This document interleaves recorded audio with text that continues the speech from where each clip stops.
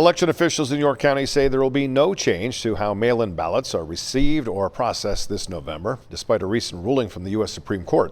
Fox 43's Robert Stover spoke with county leaders about the court's decision.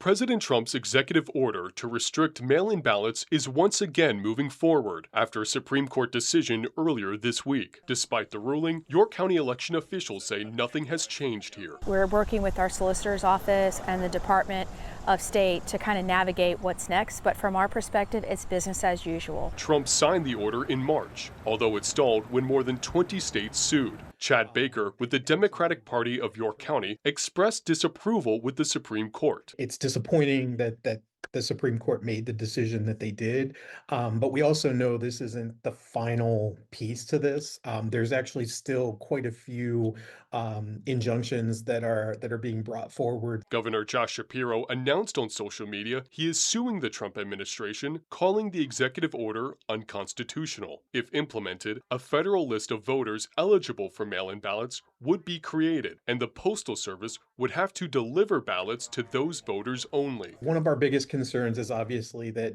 if you are eligible to vote, you should have the ability to vote, and blocking anyone from doing so that meets the eligibility requirements would be, in our eyes, a major infringement of their rights, specifically their voting rights. All the county can do now is wait. Much like we did back in the days where there were questions around whether to count mail-in ballots that were undated or incorrectly dated, we will just wait and see what the courts decide. Voters have until October 27th to request a mail-in ballot. Robert Stover, Fox 43 News.